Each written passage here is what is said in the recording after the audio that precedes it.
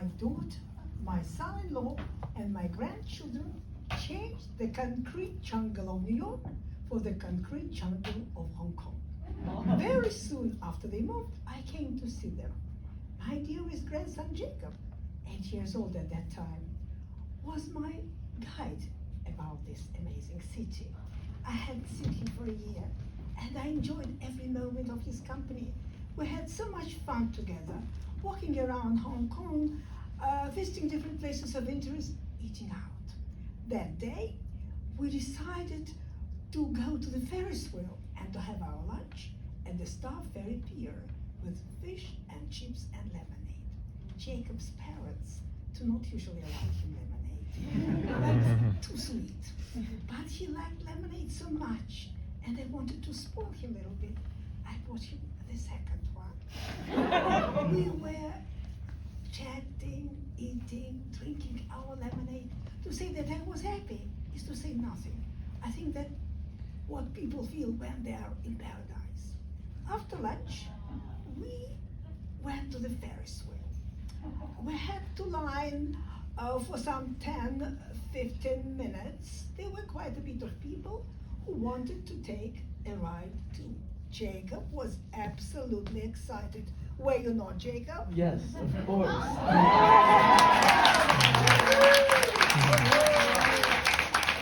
The attendant brought us into a rather small cabin with 2 benches facing each other. These benches could fit around 3 to 4 people each. After me and my grandma entered the cabin, a British family came into the same cabin as us. There was a father, a mother, and a young boy. The father looked quite tall and slim, and the mother looked pretty small, especially next to him. The young boy looked around my age at the time, which was 8 years old, and he even had a familiar face, but I didn't seem to know where I knew him from. They all also looked very posh, as they were dressed fashionably.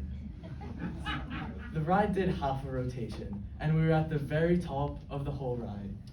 Me and my grandma were admiring the view of the beautiful city, and the family across from us were taking pictures and happily having a conversation amongst themselves. As the ride started to go down from the top, I started to feel an urge to go to the toilet. The ride was about to do 1 full rotation, which is when I expected the ride to end and for me to run as fast as I could to the nearest toilet. However, little did I know, the ride did more than 1 rotation. As the ride started to escalate again, my heart dropped. The urge was getting stronger every second, and I didn't know how much longer I could hold it in. I whispered to my grandma very nervously, "I need to use the toilet really badly, and I don't know how much longer I could hold it in. Is there any way we could stop the ride early?" She tried to calm me down by telling me it would only be another few minutes.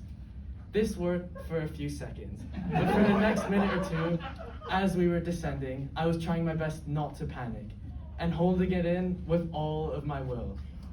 I thought hopefully the ride would end after 2 rotations, but that still wasn't the case.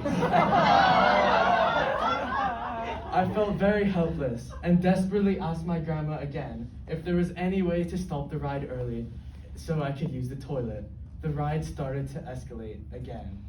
This hellish ride seemed to be endless. There must be an emergency button. What if somebody is unwell? What if somebody has a heart attack? What if somebody has a stroke when every minute matters? And I was looking for the emergency button everywhere. I checked the walls, I checked the window panes, frames. I touched my finger under the bench. No emergency button. I was absolutely desperate. Why did I offer him the second ride? I did not take Jacob to be offered before the ride. And in my despair, involuntarily, I looked at the English as if asking them for help. They did not say a word. They did not utter a sound. Not a single muscle moved on their faces. And to attract the attention of the Ferris wheel workers, I started to bang the door and to bang the windows. My next thought was that maybe I would just let a little bit out, and then I could hold it in until the ride was over. As I started to let a little bit out, I felt my legs becoming more and more wet rapidly. I looked down, my light gray pants became much darker, and I looked even further down, and there was a large pool of pee right in between me and the boy sitting in front of me. I was panicking in my head, thinking that what if this boy knew anyone I knew? How would I be able to live with the shame, let alone if my parents found out about this incident? All this was like a horror story. I definitely shouldn't have had that second lemonade. What was I thinking? The ride was finishing up its third and final rotation, and we were all there, just sitting in our embarrassment. No words spoken at all. The ride finally ended, and me and my grandma rushed out of the cabin. And as we were leaving, the father of the British family across from us said, "The toilet is around the corner, mate." To the toilet, but it was too late. Jacob's pants were wet, and we didn't have a spare one to change into. I was ready to pay anything for a pair of trousers for an 8-year-old boy. But it's not that you can do that at every corner in Hong Kong. And I thought that the best would be to go back home to Discovery Bay. I had a feeling that everybody was looking at us. Some with disdain, some with repulsion, some with sympathy. That day, we went to bed early to forget The shame and embarrassment. and despair that it brought us.